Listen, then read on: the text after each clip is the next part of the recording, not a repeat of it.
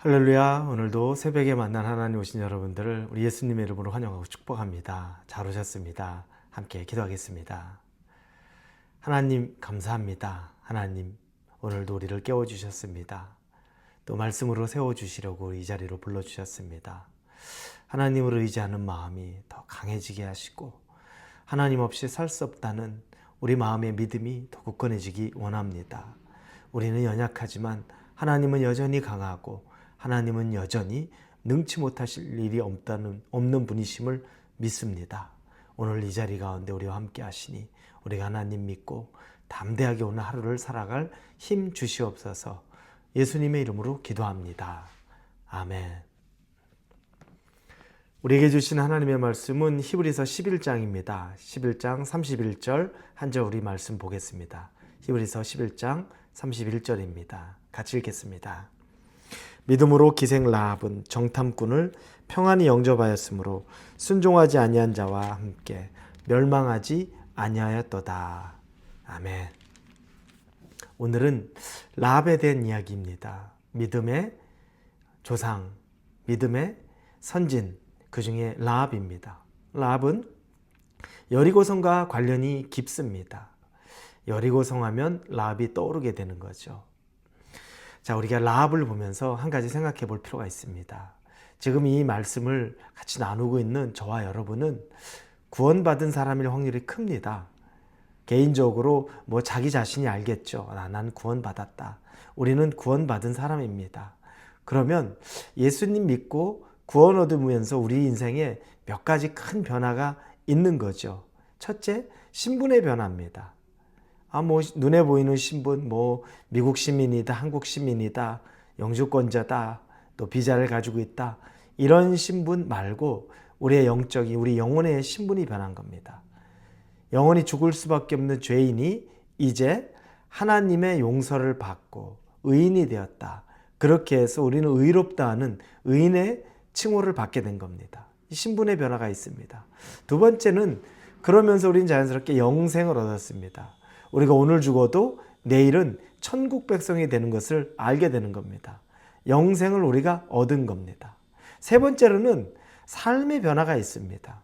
예수님 믿고 먼 얘기로 죽으면 구원받는구나, 그리고 우리는 신분이 변화됐구나, 이게 아니라 삶 속에서도 변화를 경험합니다. 어떤 어려운 일을 닥치거나 두려운 일이 생길 때 잠깐은 어려워하거나 두려울 수 있지만 거기에 짓눌리지 않습니다. 우리는 그 가운데서 금방 평안을 찾고 하나님이 우리에게 주시는 안도감을 누리는 우리의 상황의 변화를 경험하게 되는 겁니다. 이 얼마나 큰 은혜입니까? 그런데 우리가 라합의 얘기를 하면서 라합도 이런 큰 변화를 겪은 여자라는 것을 우리가 봅니다. 라합을 개역개정에 보면은 기생이라고 표현했습니다. 그런데 우리말 성경에 보면 라합을 창녀라고 표현합니다. 너무 적나라한 것 같은데 사실은 그게 진실된 말입니다. 창녀라고 라합을 표현합니다. 몸을 파는 여자 정도 되는 거죠. 자, 그러니 여러분, 라합이 참 신분이 낮습니다. 다른 사람에게 존경이나 이런 게 아니라 오히려 가족이나 모든 사람들로부터 이렇게 좀 멸시를 받았을 확률이 크겠죠. 그런데 여리고가 무너질 때 어떻게 됐습니까? 모든 백성들, 왕들 다 무너졌는데 라합과 그의 가족만 살아남았습니다. 놀랍죠. 기적입니다. 라합의 인생 자체가 완전히 바뀐 겁니다. 남들에게 수모를 받을 수밖에 없는 인생이었을 텐데 라합 때문에 라합만 산 게 아니라 가족 전체가 살아난 기적 경험하게 된 겁니다. 여러분, 라합이라는 사람이 연약한, 그리고 창녀이기 때문에 밑바닥의 삶을 살았기 때문에 구원받았다. 그거랑은 다릅니다. 구원은 믿음으로 받는 겁니다. 가난하다고 해서, 삶이 어렵다고 해서 구원이 주어지는 게 아닙니다. 그건 철저하게 자기의 믿음의 고백에 의해서 얻어지는 것이 바로 구원이라는 겁니다. 과부의 두 렙돈이라는 건 우리가 복음서 보면 알죠. 그 과부, 가난하다고 해서, 그리고 과부라고 해서 구원받았습니까? 아니요. 예수님 볼 때에는 그 과부가 믿음으로 자기 신앙을 고백하는 장면이 나오는 걸 보고 예수님께서 그 과부에게 구원이 임했다고 말씀해 주셨습니다. 가난하다고, 과부라고, 사회 취약계층이라고 해서 구원받는 게 아니라 하나님 앞에 믿음으로 자기를 보였기 때문에 구원받은 겁니다. 라합의 믿음의 고백이 있기 때문에 구원이 임한 겁니다. 자, 이렇게 보면 라합은 무슨 믿음의 고백을 했을까? 여호수아에 보면 나옵니다. 여호수아의 2장 10절에 보면 그가 하나님을 이는 너희가 애굽에서 나올 때 여호와께서 너희 앞에서 홍해 물을 마르게 하신 일과 너희가 요단 저쪽에 있는 아모리 사람의 두 왕 시온과 옥에게 행한 일 곧 그들을 전멸시킨 일을 우리가 들었음이라. 뭐냐면 하나님이 어떻게 일하시는지를 알았다고 얘기를 합니다. 그런데 이걸 라합만 알았을까요?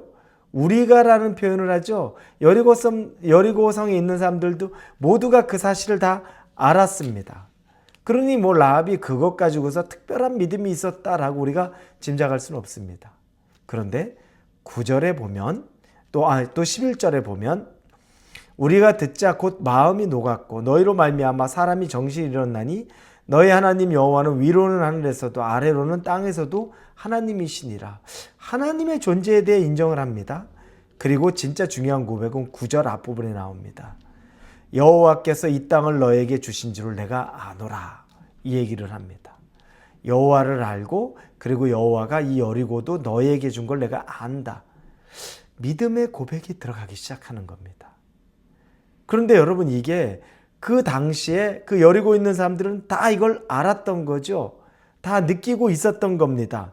그런데 오늘 히브리서 11장 31절에 보니 믿음으로 기생 라합은 정탐꾼을 평안히 영접하였으므로 순종하지 아니한 자와 함께 멸망하지 아니하였도다.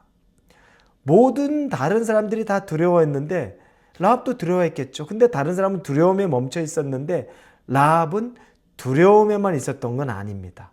믿음이 그때 나타나기 시작한 겁니다. 믿음이 구별되기 시작하는 건 뭐냐면 그냥 두려워하던 사람과 라합은 다르게 믿음으로 순종했다고 말합니다. 그건 뭐냐면 두 명의 정탐꾼을 숨겨준 겁니다. 다른 사람들은 여리고 있는 사람들은 다 두려워했는데 그래서 더 마음의 문을 닫고 여리고성을 더 굳건히 다 닫고 지키려고 했는데 라합만 유일하게 정탐꾼들에게 자기를 보호해달라고 내가 너를 살려보낼 테니까 너희 둘을 살려보낼 테니까 우리 가족 모두를 보호해달라고 요청합니다. 이건 목숨을 건 행위입니다. 라합은 거기에 목숨을 걸었습니다. 그러면서 라합의 인생이 바뀌게 된 겁니다. 하나님을 내가 알겠다. 믿는다. 너희 하나님은 우리 성을 무너뜨릴 것이다. 나는 그걸 알고 있으니까. 그래서 내가 너를 살려보내주니 나중에 나를 살려줘라. 믿음도 드러나기 시작했고 그리고 믿음에 있는 고백도 나타났는데 그게 삶으로도 목숨을 건 고백을 한 겁니다. 그 두 정탐꾼을 살려준 거죠. 여리고 왕이 이미 라합 집에 정탐꾼이 들어왔다는 것도 압니다. 그런데 거짓말하면서까지 그 두 정탐꾼을 살려서 보내줍니다. 한순간에 자기 목숨이 날아갈 수 있는 건데 목숨을 걸었어요. 라합은 목숨을 걸었습니다. 그 순간에 하나님을 믿는 걸로 우리 가정의 목숨을 건 거예요. 여러분, 이 결단으로 말미암아 라합은 결국에 살아나게 되는 것을 봅니다. 여러분, 인생이 바뀌는 것, 인생이 바뀌기 위한 믿음의 결단이 필요한 겁니다. 우리에게도 이런 결단이 필요하지 않을까요? 혹시 우리에게 생각해 보면 이런 결단이 너무너무 우리에게 부족한 건 아닐까?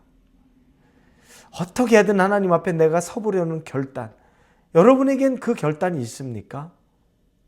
말씀을 읽어보려는 결단. 그리고 힘들지만 발을 내디디려는 결단. 기도하려는 결단. 여러분, 라합이 어려서부터 신앙생활을 했습니까? 아닙니다. 여리고 이방 사람입니다. 라합이 신앙의 연륜이 깊습니까? 전혀 아니죠. 그냥 들리는 소문으로. 그러나 그 하나님 가운데서 자기의 소망을 조금씩 찾기 시작했던 것 뿐입니다. 그리고 때가 되었을 때 나는 하나님을 놓치면 안 되겠다라는 결단했던 것 뿐입니다. 그리고 그 결단은 라합과 그 가정을 하나님이 살려주는 유일한 이방인이 된다는 겁니다. 마태복음 1장에 보면 예수님의 족보가 나오죠. 그 중에 1장 4절에서 6절에 보면 이렇게 쓰여 있습니다.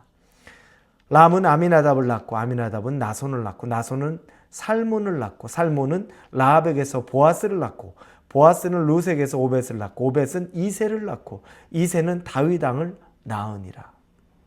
다윗 왕의 고조할머니가 바로 라합입니다. 여리고 사람, 창녀. 놀랍죠? 근데 그가 다윗의 고조할머니가 되는 겁니다.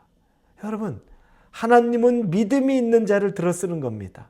창녀가 이 다윗 왕의 고조할머니가 되는 겁니다. 그리고 창녀가 그 유다 지파를 이끌어가는 나중에 예수 그리스도가 태어나는 그 핏줄의 한가운데 서 있는 그 여인이 되는 겁니다. 이게 믿음의 신비고 그리고 믿음의 결단의 열매라는 겁니다. 여러분과 저에게 이런 믿음의 신비와 결단의 열매가 있기를 바랍니다. 하나님의 은혜가 오늘 여러분 가운데 충만하기를 소원합니다. 같이 기도하겠습니다. 하나님 감사합니다. 라합을 보며 믿음의 결단이 말할 수 없는 은혜의 결과라 얻어진다는 것을 깨닫습니다. 창녀가 다윗의 고조할머니가 됩니다. 그리고 예수 그리스도의 조상이 됩니다. 놀랍습니다. 우리도 오늘 하루 믿음에 결단하게 하여 주옵소서. 예수님의 이름으로 기도합니다. 아멘.